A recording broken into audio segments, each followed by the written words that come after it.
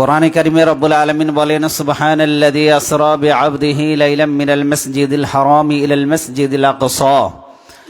অতীব বরকতময় সেই মহান সত্তা আল্লাহ রব্বুল আলামিন, যিনি তার বান্দাকে ভ্রমণ করিয়েছেন রাতের একটি অংশে, মিনাল মাসজিদিল হারাম, মসজিদ হারাম থেকে ইলাল মাসজিদিল আকসা, মসজিদ আকসা পর্যন্ত। কেন ভ্রমণ করিয়েছেন? আল্লাহ বলছেন, লিনুরিয়াহু মিন আয়াতিনা, আমি আমার নিদর্শনাবলী যাতে আমার নবীকে দেখাতে পারি। কোন সুবহানাল্লাহ। আল্লাযী বারাকনা হাওলাহু, যার চতুর্পাশ আমি বরকতময় করেছি। বাইতুল মুকাদ্দাসের আশেপাশ অঞ্চলকে, অর্থাৎ আরদুশ শাম, গোটা সিরিয়ার ভূখণ্ডকে আল্লাহ রাব্বুল আলামিন বরকতময় করেছেন। ইন্নাহু হুয়াস সামিউল বাসীর, তিনি সর্বশ্রোতা, তিনি সর্বদ্রষ্টা। এটি বলা হয়েছে সূরা বনী ইসরাঈলের 1 নম্বর আয়াত। আল্লাহ সুবহানাহু ওয়া তাআলা মিরাজ সম্পর্কে অন্যত্র বলেন, ওমা জাআলনা রুয়াল্লাতী আরাইনাকা ইল্লা ফিতনাতাল লিন্নাস, আমি আপনাকে যা কিছু দেখিয়েছি তা মানুষকে পরীক্ষা করানোর জন্য দেখিয়েছি। কিসের জন্য? পরীক্ষা করানোর জন্য। তার মানে মেরাজের পুরো ঘটনাটি একটি বিজ্ঞানময় এবং এটি একটি মহাজগতের মহাবিস্ময়। এর কারণ কি? এর কারণ হচ্ছে পৃথিবীতে অসংখ্য এমন ঘটনার অবতারণা হয়েছে, যেই ঘটনাগুলি নিজের বুদ্ধি, নিজের চিন্তা, নিজের বিবেক ওই পর্যন্ত পৌঁছাতে পারেনি। এমন সব ঘটনার অবতারণা আল্লাহ সুবহানাহু ওয়া তাআলা এই পৃথিবীতে ঘটিয়েছেন। তার অনেক ঘটনার বিবরণ কোরআনে কারিমে আছে, যেগুলি জ্ঞান, বিজ্ঞান, শিল্প, সাহিত্য, দর্শনের দৃষ্টিকোণ থেকে এগুলিকে আপনি বিশ্লেষণ, ব্যাখ্যা করতে পারবেন না। কারণ বিজ্ঞান এখানে ফেইলর হয়ে গেছে, বিজ্ঞান ব্যর্থ হয়ে গেছে। যেমন হযরত ইউনূস আলাইহিস সালাম 40 দিন মাছের পেটের ভিতরে ছিলেন, কিন্তু তিনি অক্সিজেন ছাড়া কিভাবে বেঁচে ছিলেন সেটা বিজ্ঞানের দৃষ্টিকোণ থেকে বিজ্ঞান মূল্যায়ন করতে পারেনি। কিভাবে হযরত ইব্রাহিম আলাইহিস সালাম 40 দিন পর্যন্ত আগুনের মধ্যে অক্ষত ছিলেন, এটা মানুষের জ্ঞান, বুদ্ধি, বিবেক, চিন্তার বাইরে। আল্লাহ সুবহানাহু ওয়া তাআলা আদ, সামুদ, হযরত ঈসা আলাইহিস সালাম, হযরত মুসা আলাইহিস সালামের অসংখ্য ঘটনাবলী তিনি কোরআনে কারিমে উল্লেখ করেছেন। মৃত মানুষ জীবিত হয়ে কথা বলেছে এবং তার হত্যাকারীকে সে চিহ্নিত করেছে, যা মানুষের চিন্তারও বাইরে। কিভাবে মৃতকে আল্লাহ জীবিত করেছেন। বনী ইসরাঈলের যে সমস্ত নেতৃবৃন্দকে আল্লাহ হত্যা করেছিলেন, তার নূরের তাজাল্লি নিক্ষেপ করে সেই নেতাদেরকে আবার জীবিত করে তিনি তাদের রূহকে ফেরত দিয়েছেন, আবার জীবিত করেছেন। এই সমস্ত অসংখ্য ঘটনার সাক্ষী হচ্ছে পবিত্র কোরআন, যেগুলি মানুষের জ্ঞান, নিজেদের বিজ্ঞান, নিজের চিন্তার অনেক বাইরে। কথা বলেন ঠিক কিনা? এই জন্য মেরাজকে আমরা বিজ্ঞানের আলোকে বিশ্লেষণ করার আগেই আমাদের জ্ঞান, বুদ্ধি, বিবেক, আমাদের চিন্তা যেখানে ব্যর্থ হবে, আমরা দ্বিধাহীনভাবে অকুণ্ঠ চিত্তে আমরা সেটার প্রতি বিশ্বাস স্থাপন করব। কোনো সন্দেহ আছে নাকি এর মধ্যে? কারণ বর্তমান যুগ সেটা হলো বিজ্ঞানের যুগ। আর বিজ্ঞানের উৎকর্ষতা, যে যুগে মেরাজ হয়েছিল সেই সময় বিজ্ঞানের এত উৎকর্ষতা ছিল না। বাইতুল মুকাদ্দাস পর্যন্ত নবীজি ভ্রমণ করেছেন মসজিদ হারাম থেকে। এটার দূরত্ব ছিল 765 মাইল, অর্থাৎ 1232 কিলোমিটার। মক্কা থেকে শুরু করে বাইতুল মুকাদ্দাস পর্যন্ত যেতে সেই সময় লাগতো 40 দিন। মানুষ ঊর্ধ্ব আকাশে গমন করেছে মুহাম্মদ সাল্লাল্লাহু আলাইহি ওয়াসাল্লাম। এই চিন্তা করার আগে মানুষ চিন্তা করলো 40 দিনের পথ এক রাতে পাড়ি দিল কিভাবে।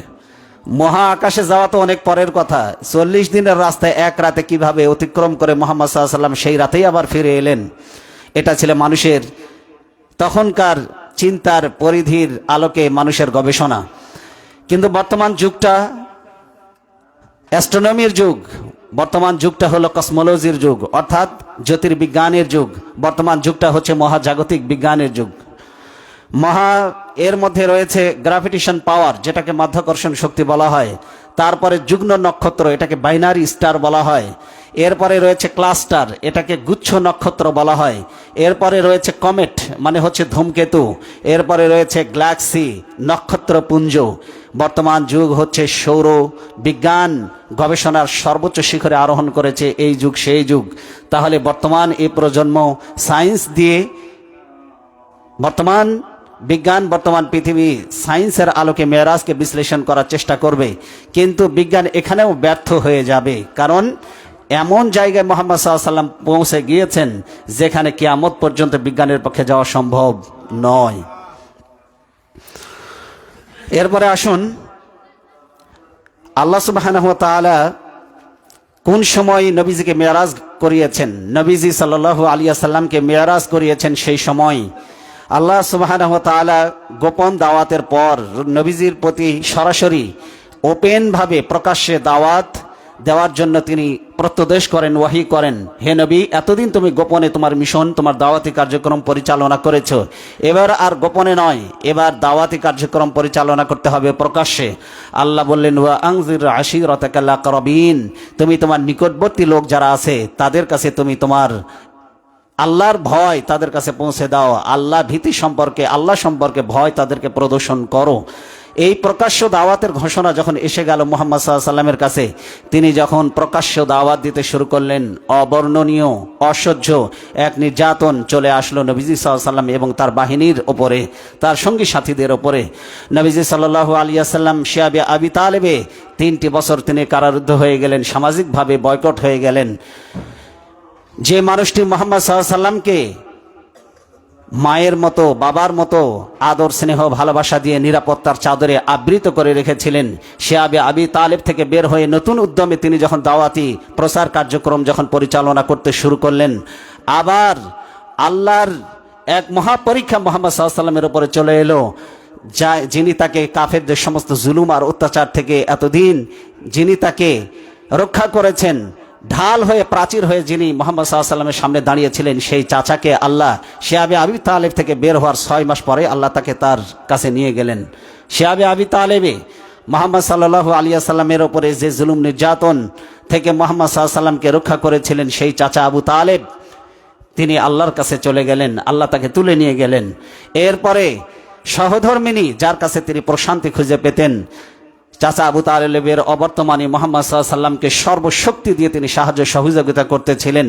তার 2 মাস পরে, চাচা ইন্তেকালের 2 মাস পরে আল্লাহ সুবহানাহু ওয়া তাআলা তার সহধর্মিনী খাদিজা রাদিয়াল্লাহু তাআলা আনহাকেও তুলে নিয়ে গেলেন। মুহাম্মদ সাল্লাল্লাহু আলাইহি ওয়াসাল্লাম চতুর্দিকে তার আমানিশার অন্ধকার সামনে, হতাশার গ্লানি তার সামনে, তিনি চতুর্দিকে শুধু হতাশা আর অন্ধকার তিনি দেখতে পাচ্ছিলেন। এই সময় কি করবেন তিনি ভেবে পাচ্ছিলেন না। তিনি চিন্তা করলেন, হয়তো তায়েফের লোকেরা আমাকে সহযোগিতা করবে, বুক ভরা আশা নিয়ে তিনি তায়েফের দিকে গেলেন। কিন্তু প্রতি উত্তরে তারা পাথরের আঘাতে মুহাম্মদ সাল্লাল্লাহু আলাইহি ওয়াসাল্লামের দেহটাকে তারা ঝাঁঝরা করে দিল, ক্ষত বিক্ষত তারা করে দিল। এই এমন এক কষ্টের মুহূর্তে নবীজি বলেন, আমার জীবনের সবচেয়ে কষ্টের এই মুহূর্তে আমি কি করব যখন ভেবে পাচ্ছিলাম না, সেই সময় জিবরাইল আমিনকে আল্লাহ পাঠিয়ে দিলেন। আল্লাহ নিমন্ত্রণ পাঠালেন, ও হাবিব আসো আমার কুল কায়নাত তুমি দেখে যাও। আল্লাহ নিমন্ত্রণে, আল্লাহর আমন্ত্রণে মুহাম্মদ সাল্লাল্লাহু আলাইহি ওয়াসাল্লামকে জিবরাইল আমিন আল্লাহ নিদর্শনে বলি দেখানোর জন্য ঊর্ধ্ব আকাশে তিনি গমন করলেন। সুবহানাল্লাহ, সুবহানাল্লাহি বিহামদিহি। মিরাজ এটা ছিল যেই সময় সংগঠিত হয়েছিল তার ঐতিহাসিক প্রেক্ষাপট। কোরআনে কারিমে আল্লাহ সুবহানাহু ওয়া তাআলা মিরাজের ঘটনা বলতে গিয়ে তিনি বলছেন, সুবহানাহু সুবহানাহু আল্লাযী আসরা বিআবদিহি লাইলাম মিনাল মাসজিদিল হারাম। সুবহানা মানে দোষ ত্রুটি, দুর্বলতা, অক্ষমতা থেকে মুক্ত। আপনার আমার কাছে যে জিনিসটা কঠিন মনে হচ্ছে, আল্লাহ বলছে দুর্বলতা বলে কোনো জিনিস নাই যার কাছে, সীমাবদ্ধতা বলে কোনো জিনিস নাই যে রবের কাছে। সেই রবই মেরাজের এই ঘটনা ঘটিয়েছে।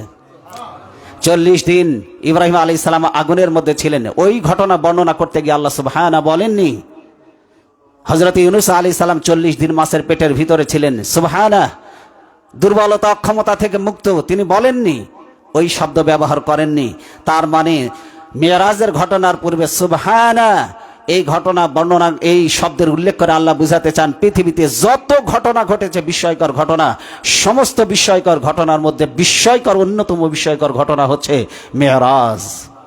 সুবহানাল্লাহ। আল্লাহ বলছেন, আসরা বিআবদিহি লাইলাম মিনাল মাসজিদিল হারাম ইলাল মাসজিদিল আকসা। রাতের একটি অংশে ভ্রমণ করিয়েছেন, সফর করিয়েছেন মহান রব, সেই সত্তা যিনি দুর্বলতা অক্ষমতা থেকে মুক্ত, মসজিদ হারাম থেকে মসজিদ আকসা পর্যন্ত ভ্রমণ করিয়েছেন। তার নিদর্শনাবলী লিনুরিয়াহু মিন আয়াতিনা, আল্লাহ বলছেন আমার নিদর্শনাবলী দেখানোর জন্য। আল্লাযী বারাকনা হাওলাহ, আল্লাহ বলছেন আমি মসজিদে আকসা এবং তার চতুর্পাশকে আমি বরকতময় করেছি, আমি হলাম সর্বশ্রোতা, আমি হলাম সর্বদ্রষ্টা।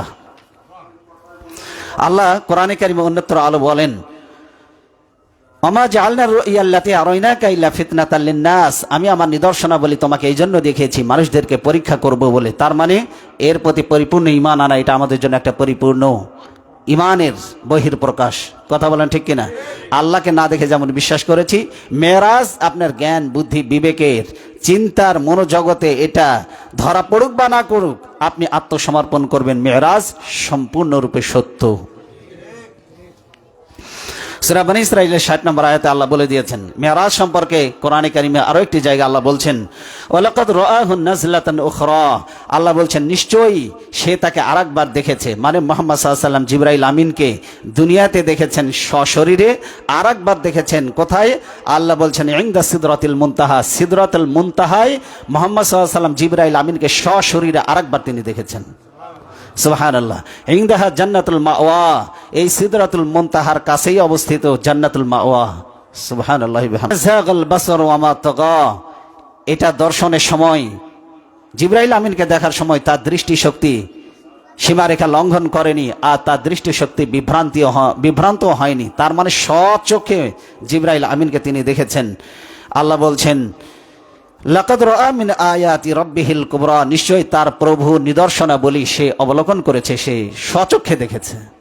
মুহাম্মদ সাল্লাল্লাহু আলাইহি ওয়াসাল্লাম স্বচক্ষে জান্নাত জাহান্নাম আল্লাহর কুল কায়নাত তার সৃষ্টি জগৎ স্বচক্ষে তিনি দেখে এসেছেন, আর সেগুলি আমাদের সামনে তিনি বর্ণনা করেছেন। মেরাজ মানে হলো সিঁড়ি। মেরাজ মানে কি? মসজিদে হারাম থেকে মসজিদে আকসা পর্যন্ত এই ভ্রমণটা ছিল ইসরা। এটা কি ছিল? ইসরা।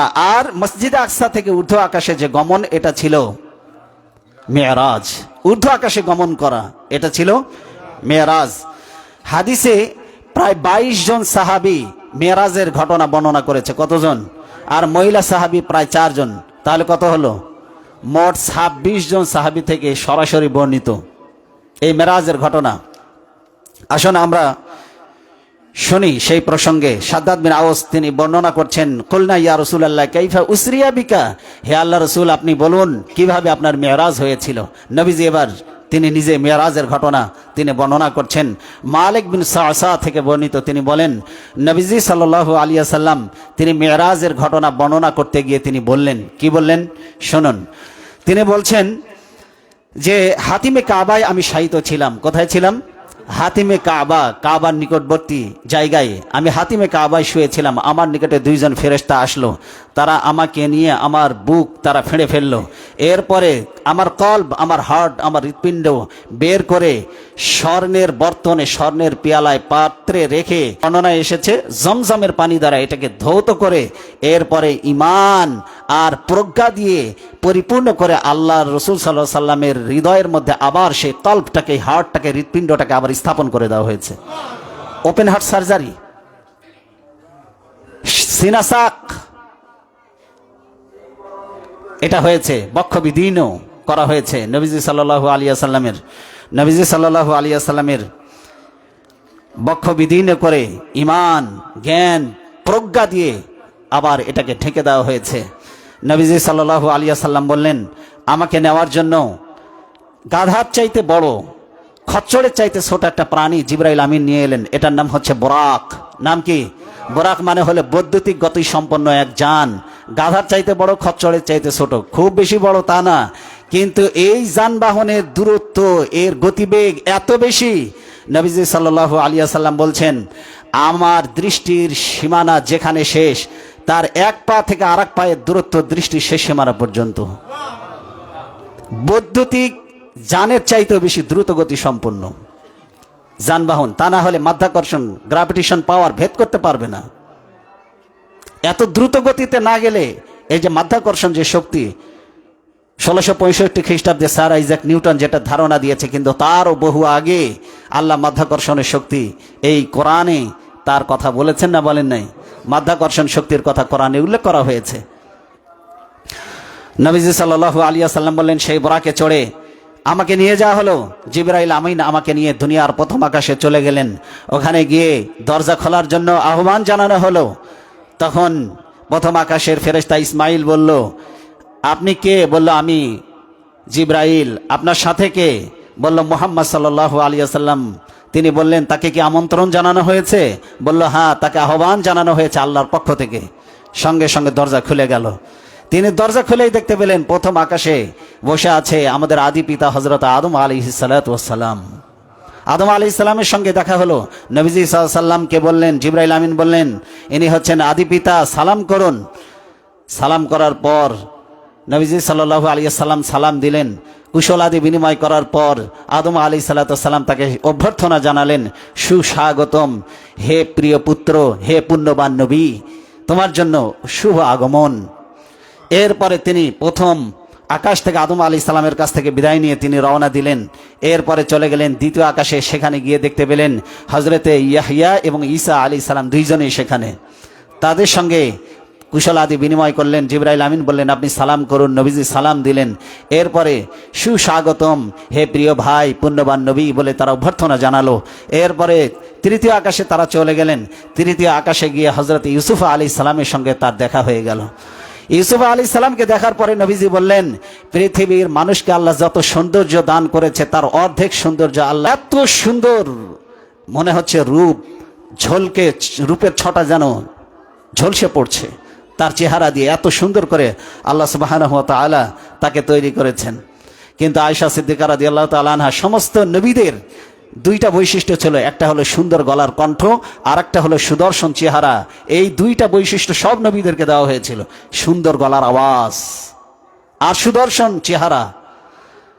আয়েশা রাদিয়াল্লাহু তাআলা আনহা বলছেন, ইউসুফ আলাইহিস সালামকে দেখে ওই যুগের সমস্ত সুন্দরী রমণীরা, যুবতীরা তাদের হাত, তাদের আঙ্গুলগুলি কেটে ফেলেছিল। ওরা যেন মুহাম্মদ সাল্লাল্লাহু আলাইহি সাল্লামকে যদি দেখতো তাহলে তার রূপের মোহে অবশ্যই তাদের কলিজাটা তারা কেটে ফেলে দিত। রূপের দিক থেকে, সৌন্দর্যের দিক থেকে, জ্ঞান বিজ্ঞানের দিক থেকে, সব দিক থেকে যত নবীদেরকে আল্লাহ সকল বৈশিষ্ট্য দান করেছেন, সমস্ত বৈশিষ্ট্য একত্রিত করে একা মুহাম্মদ সাল্লাল্লাহু আলাইহি সাল্লামকে আল্লাহ সেই বৈশিষ্ট্য দান করেছেন। সুবহানাল্লাহি বিহামদিহি। ইউসুফ আলাইহিস সালামের সঙ্গে দেখা হলো। তিনিও অভ্যর্থনা জানালেন, পুণ্যবান হে প্রিয় ভাই, পুণ্যবান নবী। এইভাবে করে তার সঙ্গে কুশলাদি বিনিময় করে তিনি চলে গেলেন চতুর্থ আকাশে। সেখানে গিয়ে তিনি দেখতে পেলেন হযরত ইদ্রিস আলাইহিস সালাম। জিবরাইল আমিন বললেন, সালাম করুন। তিনি তাকে সালাম দিলেন। তিনি অভ্যর্থনা জানালেন। তিনি বললেন যে, সুস্বাগতম হে পুণ্যবান নবী। এরপরে মুহাম্মদ সাল্লাল্লাহু আলাইহি ওয়াসাল্লাম চলে গেলেন পঞ্চম আকাশে। কোথায় চলে গেলেন? পঞ্চম আকাশে গিয়ে হযরত হারুন আলাইহিস সালামের সঙ্গে দেখা। তিনি, জিবরাইল আমিন বললেন, সালাম দিন। তিনি তাকে সালাম দিলেন। তিনি তাকে বললেন, সুস্বাগতম হে নবী, পুণ্যবান ভাই, আপনার প্রতি শুভ আগমন সফল হোক। এভাবে করে তিনি তাকে অভ্যর্থনা জানালেন। ষষ্ঠ আকাশে চলে গেলেন। আল্লাহ নবী সাল্লাল্লাহু আলাইহি ওয়াসাল্লাম গিয়ে দেখেন হযরত মুসা আলাইহিস সালাতু ওয়াস সালাম সেখানে। মুসা আলাইহিস সালামের সঙ্গে দেখা হলো, কুশলাদি বিনিময় হলো। যখন আল্লাহ নবী চলে যাচ্ছিলেন সেই সময় হযরত মুসা আলাইহিস সালাম কান্না করছিলেন। তাকে জিজ্ঞাসা করা হলো, কান্নার কারণ কি? তিনি বললেন, আমার পরে একজন নবী প্রেরিত হয়েছে, যেই নবীর উম্মতেরা আমার উম্মতের চাইতে বেশি জান্নাতে যাবে। তাহলে কি উনি হিংসায় কান্না করছিলেন? আসলে হিংসা নয়, উনি আফসোস করছিলেন এই জন্য যে এমন একজন সম্মানিত নবীর সম্মানিত উম্মত হওয়ার পরেও তারা নিজেদের মতবিরোধের কারণে তাদের মর্যাদা তারা হারিয়ে ফেলবে, আফসোস করেছিলেন তিনি। এরপরে সপ্তম আকাশে তিনি পৌঁছে গেলেন। সপ্তম আকাশে গিয়ে দেখতে পেলেন আমাদের মুসলিম জাতির পিতা হযরত ইব্রাহিম আলাইহিস সালাম সেখানে বসে আছেন। সুবহানাল্লাহি বিহামদিহি। জিবরাইল আমিন বললেন, ইনি হলেন মুসলিম মিল্লাতের পিতা ইব্রাহিম আলাইহিস সালাম, সালাম করুন। আল্লাহ নবী সালাম দিলেন, আসসালামু আলাইকা ইয়া রাসূল ইয়া খলিলুল্লাহ, হে আল্লাহর খলিল, হে আল্লাহর বন্ধু, আপনার উপরে শান্তি বর্ষিত হোক। নবীজি সাল্লাল্লাহু আলাইহি ওয়াসাল্লাম তাকে পেয়ে তিনি বললেন, সুস্বাগতম হে প্রিয় পুত্র, হে পুণ্যবান নবী, তোমার আগমন শুভ হোক। অভ্যর্থনা জানালেন ইব্রাহিম আলাইহিস সালাতু ওয়াস সালাম। আমাকে নবীজি বলছেন, আমাকে সিদরাতুল মুনতাহায় নিয়ে যাওয়া হলো। সেখানে আমি একটা গাছ দেখতে পেলাম। কি দেখতে পেলাম? সিদরাতুল মুনতাহা। সিদরাতুন মানে হলো গাছ, বৃক্ষ। এটা হলো কুল গাছ অনেকে বলেছে। তার মানে ওটা হলো ডেঞ্জার লাইন, ওটা হলো বর্ডার, ডেঞ্জারাস বর্ডার। এই লাইন ক্রস করা যাবে না। অন্যান্য সাধারণ মানুষেরা, অন্যান্য সাধারণ ফেরেশতারা ওই সীমারেখা ক্রস করতে পারবে না। ওটা হলো সাধারণ ফেরেশতাদের গমনের সর্বোচ্চ সীমারেখা। একমাত্র জিবরাইল আমিন ছাড়া ওই সীমারেখা কেউ ক্রস করতে পারবে না। সিদরাতুল মুনতাহায় সেখানে নবীজি সাল্লাল্লাহু আলাইহি ওয়াসাল্লাম বলেন, আমি বিশাল বড় একটি গাছ দেখতে পেলাম। কি দেখতে পেলাম? গাছের ফলসমূহ হাজার এলাকার বড় বড় কলসির মতো। আর নবীজি সাল্লাল্লাহু আলাইহি ওয়াসাল্লাম বলছেন, ওই গাছের পাতাগুলি এত বড়, ওই গাছের পাতাগুলি দেখে মনে হচ্ছিল এক একটা বড় বড় হাতির কান। হাতির কানের চাইতেও বড় ওই গাছের পাতাগুলি, আমি সেটা দেখতে পেলাম। ওই গাছের দিকে ইশারা করে জিবরিল আমিন বললেন, এটা হলো সিদরাতুল মুনতাহা, শেষ সীমানা। এরপরে আর কেউ যেতে পারবে না, সাধারণ ফেরেশতাদের গমন নিষিদ্ধ। নবীজি সাল্লাল্লাহু আলাইহি ওয়াসাল্লাম সেখানে প্রবেশ করে 4টি নহর দেখতে পেলেন। কয়টি নহর? 4টি নহর। এর মধ্যে 2টি নহর হচ্ছে দৃশ্যমান, স্পষ্টভাবে দেখা যাচ্ছিল, আর 2টি নহর সেটা অস্পষ্ট, দেখা যাচ্ছিল না ভালোভাবে, অস্পষ্ট। নবীজি সাল্লাল্লাহু আলাইহি ওয়াসাল্লাম জিবরাইল আমিনকে বললেন, ভাই ব্যাপার কি? 2টা দেখা যায়, 2টা দেখা যায় না। যে 2টা দেখা যায়, 2টা কোন নদী? নবীজি সাল্লাল্লাহু আলাইহি ওয়াসাল্লামকে জিবরাইল আমিন বললেন, এই 2টা নদী এটা দুনিয়াতে অবস্থিত, একটা হলো ফুরাত আর একটা হলো দরিয়ায় নীল। আর যে দুটো অস্পষ্ট দৃশ্যমান নয়, সেই দুটি, একটা হলো কাউসার নদী আর একটা হলো সালসাবিল, যে দুটার উৎসস্থল হচ্ছে জান্নাত। জান্নাত থেকে ওই দুটা প্রবাহিত হয়েছে, আপনি জান্নাতে গেলে দুটা দেখতে পাবেন, সালসাবিল আর একটা হলো কাউসার নদী। নবীজি সাল্লাল্লাহু আলাইহি ওয়াসাল্লাম তিনি বললেন, আমার সামনে 3টি পেয়ালা নিয়ে আসা হলো। কয়টি পেয়ালা? 3টা পেয়ালায় 3 রকমের লিকুইড রয়েছে। একটা পেয়ালাতে নবীজি বলছেন, আমি দুধ দেখতে পেলাম। আর সহিহ আল মুসলিমের হাদিস আপনাদের সামনে বলছি। আর একটা পেয়ালাতে আমি দেখতে পেলাম মধু, মধু ভর্তি পেয়ালা, মধু ভর্তি পেয়ালা। আর একটা দুধ ভর্তি পেয়ালা। আর একটাতে রয়েছে মদ। নবীজি সাল্লাল্লাহু আলাইহি ওয়াসাল্লামকে অপশন দেওয়া হলো, এই 3টার মধ্যে যে কোনো একটা আপনি বেছে নিন। নবীজি সাল্লাল্লাহু আলাইহি ওয়াসাল্লাম এই 3টার মধ্যে বেছে নিলেন একটা। কয়টা? একটা বেছে নিলেন। এই যেটা বেছে নিলেন সেটা হলো দুধের পেয়ালা। কিসের পেয়ালা? নবীজি সাল্লাল্লাহু আলাইহি ওয়াসাল্লাম যখন দুধ পান করলেন, তিনি জিবরাইল আমিন বললেন, হে আল্লাহর নবী, আপনি এবং আপনার উম্মত স্বভাবজাত সত্য ধর্ম ইসলামের উপরে প্রতিষ্ঠিত থাকবেন। আপনি এমন আসল জিনিসটাই বাছাই করেছেন যে আপনার উম্মত সত্য এবং আল্লাহর কাছে মনোনীত জীবন ব্যবস্থা ইসলামের উপরে প্রতিষ্ঠিত থাকবেন। এই জন্য স্বভাবজাত দিনের উপরে আপনি প্রতিষ্ঠিত। আর স্বভাবজাত ধর্ম, সেটার নাম হলো ইসলাম। সেটার নাম কি? ইসলাম। নবীজি সাল্লাল্লাহু আলাইহি ওয়াসাল্লাম আল্লাহর পক্ষ থেকে হাদিয়া পেলেন 50 ওয়াক্ত নামাজ। এটা আপনারা সবাই জানেন। 50 ওয়াক্ত নামাজ তিনি যখন মুসা আলাইহিস সালামের সামনে দিয়ে অতিক্রম করার সময় বললেন, আল্লাহর পক্ষ থেকে আপনি কি হাদিয়া নিয়ে যাচ্ছেন? তিনি বললেন, আল্লাহ আমাকে 50 ওয়াক্ত নামাজ ফরজ করে দিয়েছেন। তিনি বললেন, আপনার আগে নবুয়তের মিশন আমি দুনিয়াতে পরিচালনা করেছি। আমি আমার অভিজ্ঞতা থেকে বলছি, আপনার উম্মত 50 ওয়াক্ত নামাজ আদায় করতে পারবে না। আল্লাহর কাছ থেকে কমিয়ে আনুন 40 ওয়াক্ত। এরপরে আবার মুসা আলাইহিস সালামের সঙ্গে দেখা, বললেন কমান, পারবে না আপনার উম্মত, 40 থেকে 30, এরপরে 20। মুসা আলাইহিস সালাম এবং আল্লাহ এই দুইজনের মধ্যে যাতায়াত করতে করতে কমে আসলো 10। 10 থেকে আল্লাহ সর্বশেষ কেটে আরো করলেন 5। মুসা আলাইহিস সালাম বললেন, আমার অভিজ্ঞতা থেকে বলছি, বনি ইসরাইল জাতি পারে নাই, আপনার উম্মত এই 5 ওয়াক্ত নামাজও আদায় করবে না, আপনি আরো কমান। নবীজি সাল্লাল্লাহু আলাইহি ওয়াসাল্লাম বললেন, আল্লাহর সামনে আবেদন নিয়ে যেতে আমার লজ্জা করছে। আমি আমার আনুগত্যের মস্তকে অবনত করে দিয়েছি, আমি 5 ওয়াক্ত নিয়েই ফিরে যাচ্ছি। আমি আর আল্লাহর কাছে কমানোর জন্য আহ্বান জানাতে পারবো না।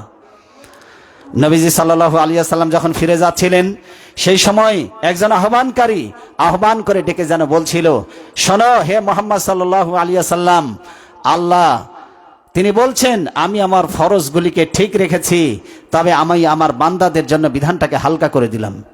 তার মানে 50 ওয়াক্ত যেটা আমি নির্ধারণ করেছি, আমার খাতায় 50 ওয়াক্তই থাকবে।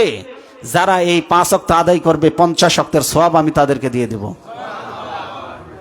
বললেন, আমি আমার ফরজগুলিকে ঠিক রেখেছি, আমি যেটা একবার নির্ধারণ করে দিই সেটা আমি কাটি না, এটা নির্ধারিত, কিন্তু আমার বান্দার জন্য আমি হালকা করে দিলাম তোমার উম্মত বলে। 5 ওয়াক্ত আদায় করলে 50 ওয়াক্তের সওয়াব আমি তাকে দিয়ে দেব।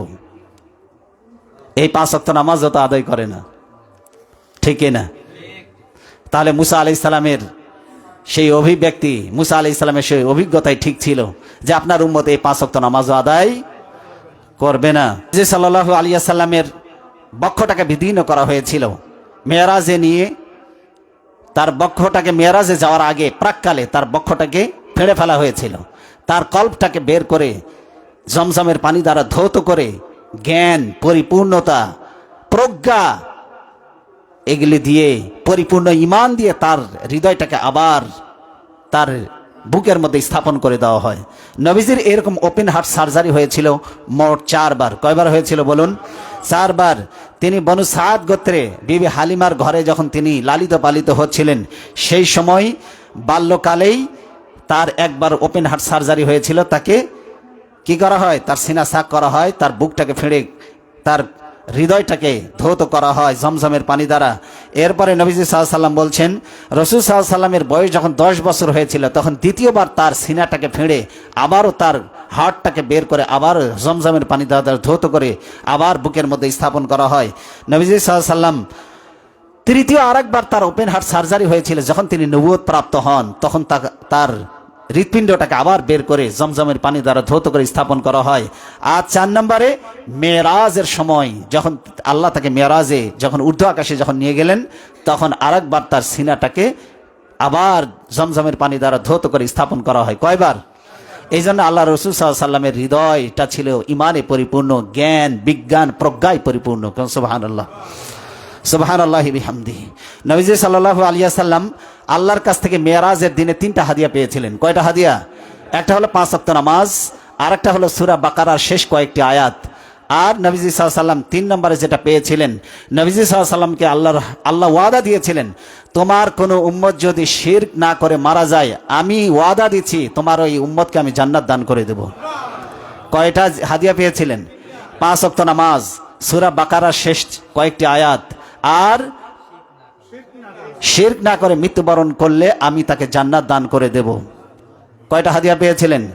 3টি হাদিয়া আল্লাহর পক্ষ থেকে তিনি পেয়েছিলেন নবীজি সাল্লাল্লাহু আলাইহি ওয়াসাল্লাম। নবীজি সাল্লাল্লাহু আলাইহি ওয়াসাল্লাম এই জন্য সূরা বাকারার শেষ কয়েকটা আয়াত না পড়ে তিনি কখনো ঘুমাতেন না। সূরা বাকারার শেষ কয়েকটা আয়াত কিয়ামতের ময়দানে মেঘ মালার মতো হয়ে যে একে পাঠ করবে তার মাথার উপরে এসে ছায়া প্রদান করবে। অত্যন্ত ফজিলতপূর্ণ, বরকতপূর্ণ।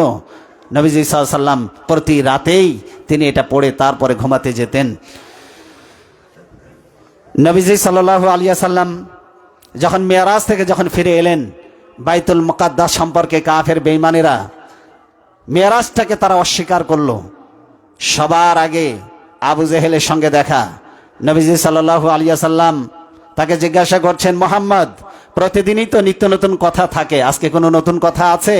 বলল, হ্যাঁ, আজকে রাতে আমি মেরাজে গিয়েছিলাম, আল্লাহর সঙ্গে সাক্ষাৎ করেছি, জান্নাত জাহান্নাম দেখেছি, আমি বাইতুল মুকাদ্দাস পর্যন্ত ভ্রমণ করেছি, সেখান থেকে ঊর্ধ্ব আকাশ গমন করে জান্নাত জাহান্নাম দেখে আল্লাহর সঙ্গে কথোপকথন করে এই যে এসে আবার ফজরের নামাজ তোমাদের সাথে পড়তেছে।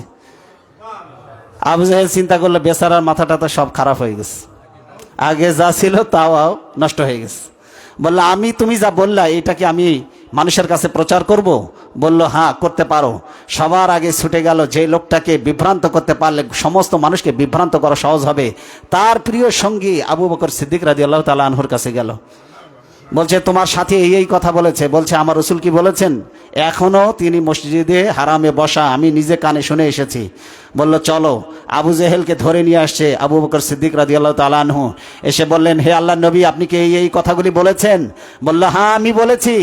আল্লাহর নবী সাল্লাল্লাহু আলাইহি ওয়াসাল্লামের কথা বলা শেষ হয়ে যাওয়ার পর তিনি এ কথা বললেন না যে এর মধ্যে সন্দেহ থাকতে পারে।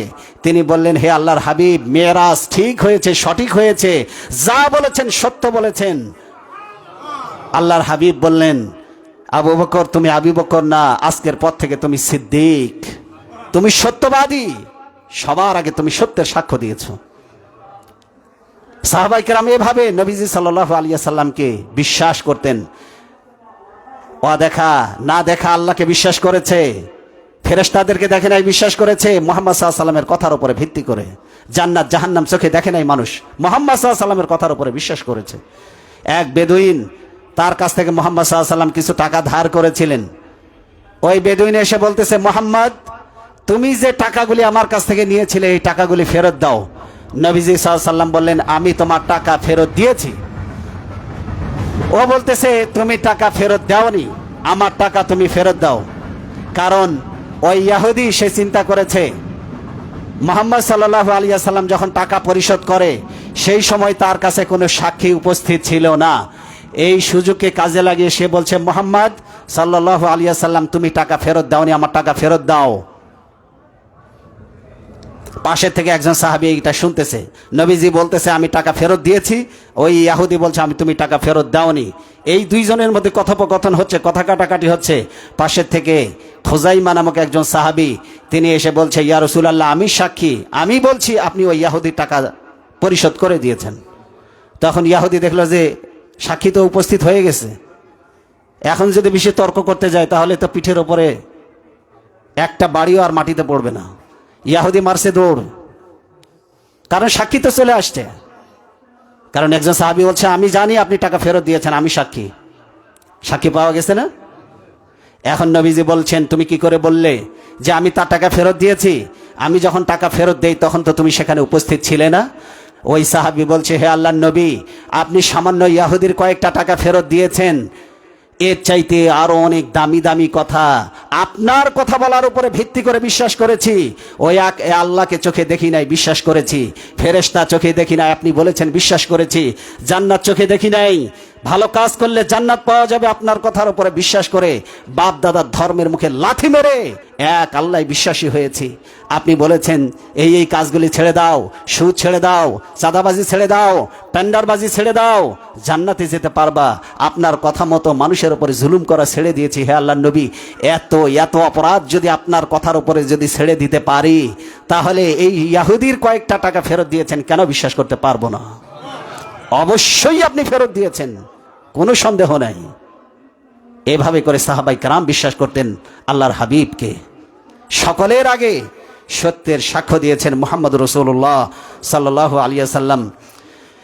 নবীজি সাল্লাল্লাহু আলাইহি ওয়াসাল্লাম তিনি বলছেন, বাইতুল মুকাদ্দাসে আমি যখন গেলাম, আমার আগমন উপলক্ষে সমস্ত নবীদের রূহগুলিকে আল্লাহ একত্রিত করেছেন বাইতুল মুকাদ্দাসে। সুবহানাল্লাহ বলেন।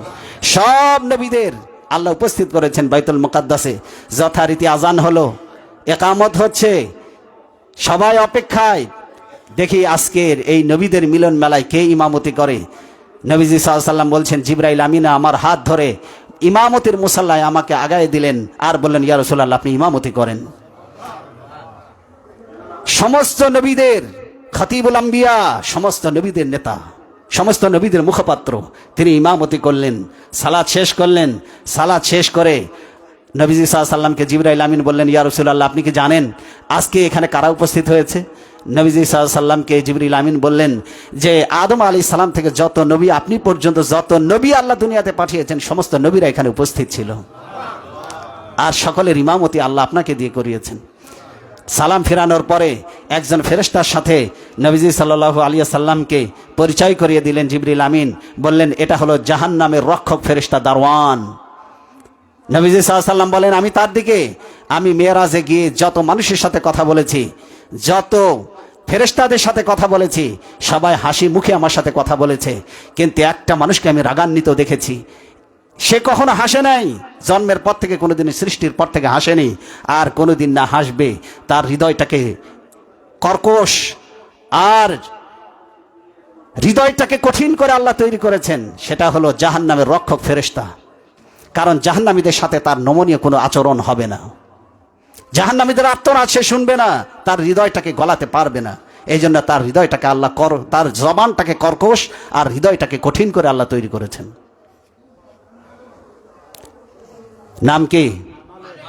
মালিক ফেরেশতা, জাহান্নামের দারওয়ান, জাহান্নামের রক্ষক।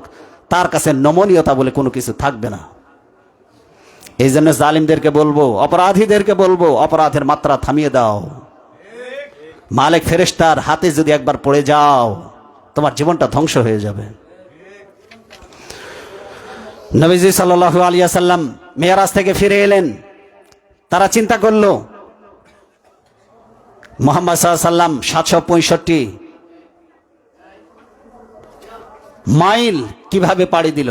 40 দিন লাগে যেখানে যেতে, আচ্ছা, মোহাম্মদ সত্যি কি গিয়েছিল বাইতুল মুকাদ্দাস পর্যন্ত রাতে ভ্রমণ করেছিল? এটা কি সত্য? তো সত্য কিনা একটু পরীক্ষা করা যাক। মক্কার কাফেরেরা মুতঈম ইবনে আদি সবার আগে প্রশ্ন করলো, আচ্ছা মোহাম্মদ, মুতঈম ইবনে আদি নাম কি? সবাই বলেন। মুতঈম ইবনে আদি, তুমি যে বাইতুল মুকাদ্দাস ভ্রমণ করেছো, কি প্রমাণ আছে তোমার কাছে? বলল, প্রমাণ আছে আমার কাছে। বলল, প্রমাণ থাকলে বলো, বাইতুল মুকাদ্দাসের ঘর কয়টা, জানালা কয়টা, দরজা কয়টা? নবীজি সাল্লাল্লাহু আলাইহি ওয়াসাল্লাম রাতে ভ্রমণ করেছেন, কিন্তু জানলা দরজা গোনার জন্য তো আর ওখানে যায় নাই। নবীজি বলছেন, আমি বিপদে পড়ে গেলাম, আমি তো জানলা দরজা গনি নাই, আমি গিয়েছি কিন্তু জানলা দরজা তো গনি নাই। কিন্তু আল্লাহ তো আমাকে কাফেরদের সামনে অপমানিত করবেন না, লাঞ্ছিত করবেন না।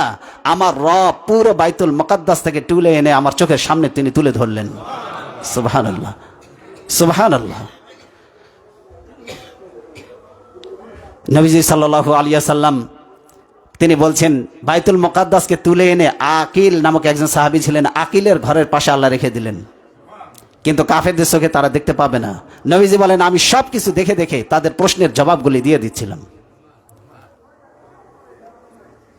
বিস্ময়কর ঘটনা ঘটেছে মেরাজের রাতে। নবীজি সাল্লাল্লাহু আলাইহি ওয়াসাল্লাম যখন মেরাজে তিনি রওনা করলেন, তখন খেজুর গাছ সম্বলিত একটা উপত্যকার উপর দিয়ে যাওয়ার সময় নবীজি সাল্লাল্লাহু আলাইহি ওয়াসাল্লামকে জিবরিল আমিন বললেন, এই যে খেজুর বাগান বেষ্টিত এই বিরাট উপত্যকা আপনি দেখছেন, এখানে নামুন, সালাত আদায় করুন। নবীজি সাল্লাল্লাহু আলাইহি ওয়াসাল্লাম নেমে সালাত আদায় করলেন। বললেন, আপনি কি জানেন এই জায়গাটা কোন জায়গা?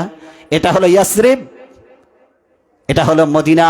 মদিনার আগের নাম ছিল ইয়াসরিব। এই জায়গায় আপনাকে হিজরত করে আসা লাগবে, কারণ আপনার জাতির লোকেরা আপনাকে থাকতে দেবে না। সত্য এবং ন্যায়ের পক্ষে লড়াই করলে, সত্য এবং ন্যায়ের কথা বললে এক শ্রেণীর ইসলাম বিদ্বেষীরা জেগে উঠবে, আপনাকে থাকতে দিবে না এলাকায়। ইসলামের দুশ্মনরা যুগে যুগে আসে না? নাই, আছে। হকের কথা কেউ সহ্য করতে পারে না। অপরাধীরা অপরাধ করবে, সেটা দোষণীয় নয়, কিন্তু অপরাধ আপনি বলবেন কেন তাদের অপরাধ? এটাই হলো অপরাধ। আপনাকে জবাই করা হবে, এটা অপরাধ নয়, কিন্তু আপনি শব্দ করলেন কেন? এটাই অপরাধ। আজকে মুসলমানদের জবাই করা হচ্ছে, মুসলমানদের পুড়িয়ে হত্যা করা হচ্ছে, মুসলমানদের বাড়ি ঘর ভিটেমারি ছাড়া করা হচ্ছে।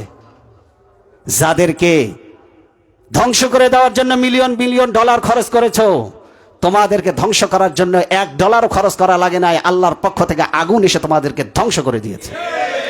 মিলিয়ন মিলিয়ন ডলার খরচ করা লাগে নাই। ফসচেক নামক এক ধরনের গোলাপি পদার্থ ছিটাচ্ছে আগুন নিয়ন্ত্রণে আনার জন্য, সবগুলি তারা নামিয়ে দিয়েছে। হাজার হাজার লিটার বহন করতে পারে এরকমের বড় বড় প্লেনগুলি, জাহাজগুলি, বিমানগুলি হাজার হারা দাপিয়ে বেড়াচ্ছে, আগুন নিয়ন্ত্রণে আনতে পারছে না। পৃথিবীতে এত বড় বড় ভয়াবহ দাবানল পৃথিবীর ইতিহাসে কেউ কোনোদিন দেখেনি। আগুনের স্ফুলিঙ্গ, আগুনের ঘূর্ণিঝড় হয়, বাতাসের ঘূর্ণিঝড় মানুষ দেখেছে, কিন্তু আল্লাহ আগুনের ঘূর্ণিঝড় দেখায় পৃথিবীর মানুষকে প্রমাণ করে দিলেন, ইন্না আ'তাদনা লিয-যালিমিনা নারা, জালিমদের জন্য আমি আগুন প্রস্তুত করে রেখেছি। যারাই মানুষের উপরে জুলুম করবে, আল্লাহ বলছে আগুন প্রস্তুত করে রেখেছি। দুনিয়াতে তার বাস্তব সাক্ষী আল্লাহ পৃথিবীর মানুষের সামনে তুলে ধরেছে। এখান থেকে শিক্ষা নেবে জ্ঞানবান যারা, তারা। কিন্তু নাফরমান যাদের হৃদয়টাকে আল্লাহ ধ্বংস করে দিয়েছে, যার হৃদয়ে তালা মেরে দিয়েছে আল্লাহ, যার হৃদয়টাকে সিলগালা করে দিয়েছে, হেদায়েত তার অন্তরে ঢুকবে না, সে শিক্ষা নিবে না। এত কিছুর পরেও তারা বলতেছে সালতানা, মানে শয়তানের বাতাস এই আগুনকে আরো জ্বালিয়ে দিচ্ছে। নাউজুবিল্লাহ বলেন। এখন বাতাস কি শয়তানের হয়? বাতাসের মালিক কে? বাতাস নিয়ন্ত্রণ করেন কে? সালতানা, শয়তানের বাতাস বলতেছে। নাউজুবিল্লাহি মিন যালিক। প্রকৃতি প্রতিশোধ নিচ্ছে। আরে প্রকৃতি প্রতিশোধ নেয় নাই। যে মজলুম ভাইদের, ফিলিস্তিনি ভাইদের রক্ত ঝরিয়েছ, সেই মুসলিম নির্যাতিত ভাই এবং বোনদের চোখের পানিতে প্রতিটা চোখের পানি আগুনের ফোঁটা হয়ে তোদেরকে জ্বালিয়ে পড়ে ভস্ম করে দিচ্ছে। ওগুলো হলো এক একটা আগুন, মানে হলো জালিমদের জন্য এক এক ফোঁটা চোখের পানি আগুন হয়ে বর্ষণ হচ্ছে ওদের উপরে। পৃথিবীর পাপের স্বর্গরাজ্য হলিউড, পর্নোগ্রাফি যেগুলি তৈরি করা হয়, সব এই ক্যালিফোর্নিয়া, লস অ্যাঞ্জেলসে তৈরি করা হয়। বড় বড় ধনকুবেরদেরকে আল্লাহ নিমিষে পথের ফকির বানিয়ে দিয়েছে। যে ইয়াহুদি মদতপুষ্ট ইয়াহুদিদের সমর্থক, যে বলেছিল ফিলিস্তিনিদের সাথে কিসের চুক্তি, ওদেরকে যত পারো হত্যা করো, তার কোটি কোটি মিলিয়ন ডলার এর বাড়ি গাড়ি ব্যবসা প্রতিষ্ঠান সবগুলি আল্লাহ নিমিষে আগুন দিয়ে ঝলসাই দিয়েছে। ওই আল্লাহ প্রত্যেক যুগের প্রত্যেক এলাকার জালিমদের জন্য সতর্ক বার্তা দিচ্ছে, জালিম কেউ হতে যেও না। প্রতিশোধ, মুসলিমরা কিন্তু সবসময় প্রতিশোধ নিতে পারে না, কিন্তু সব জালিমের উপরে প্রতিশোধ নেওয়ার ক্ষমতা আছে কার? নিরীহ মানুষের উপরে অত্যাচার করলে এটা আল্লাহর পক্ষ থেকে তার উপরে প্রতিশোধ অটো হয়ে যাবে। মুসলিমের ফরিয়াদ। আমি গতকালকে দেখলাম একটা ভিডিওতে, মেয়েকে ধর্ষণ করেছে। লজ্জা লাগে যখন সাইনবোর্ড দেখি, মাথায় টুপি, মুখে দাড়ি। এটা কি ধর্ষণের আগে না জেলখানায় যেয়ে লাগাইছে আল্লাহ ভালো জানে। আমার তো মনে হয় যে জেলখানায় গিয়ে হয়তো শয়তানরা ভালো হওয়ার চেষ্টা করে, কিন্তু জেল থেকে মুক্ত হয়ে আবার শয়তানি শুরু করে দেয়। চরিত্র তো বদলায় না মানুষের। দেখলাম দাড়ি টুপি, এই দাড়ি টুপি মেয়েটাকে ধর্ষণ করে হত্যা করেছে। মায়ের আর্তনাদ দেখতে পাচ্ছি চোখের পানিতে, মায়া তার বুক ভিজাচ্ছে। সাংবাদিক সম্মেলন করতে গিয়ে কান্নায় ভেঙে পড়েছে, সে বিচার পায় নাই। তার মেয়েকে হত্যা করে ধর্ষণ করে হত্যা করেছে, অথচ সেই ধর্ষককে ফাঁসি না দিয়ে সেই ধর্ষককে জামিন দেওয়া হয়েছে। আমি এই জন্য বলেছি, কোরআন কায়েম না হলে সুবিচার এই পৃথিবীর মানুষ পাবে না। যারা আজকে কোরআন প্রতিষ্ঠার বিরোধিতা করছে, ওরাও জুলুমের শিকার হবে যদি কোরআন প্রতিষ্ঠিত না হয়। আর কোরআন প্রতিষ্ঠিত হলে সবাই সুবিচার পাবে, ইনসাফ পাবে, সবাই সুখে শান্তিতে বসবাস করবে। আরে জান্নাত মরার পরে দেখা লাগবে না। কোরআন যদি একবার রাষ্ট্র ব্যবস্থায় যদি কায়েম হয়ে যায়, তাহলে জান্নাত এই পৃথিবীতে দেখতে পাবা।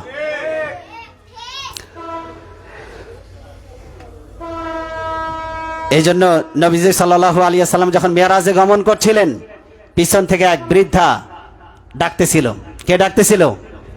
এক বৃদ্ধা ডাকতেছিল।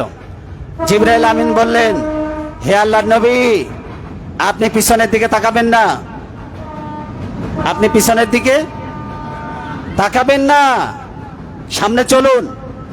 কিছুদূর সামনে এগিয়ে গেলেন। এবার আরেকজন বৃদ্ধ নবীজিকে পিছন থেকে ডাকতেছেন। কে ডাকতেছে? এক বৃদ্ধ নবীজিকে পিছন থেকে ডাকতেছে তার যাত্রা ভঙ্গ করার জন্য। জিবরাইল আমিন বললেন, ইয়া রাসূলুল্লাহ, পিছনের দিকে তাকাবেন না, সামনে বাড়ুন।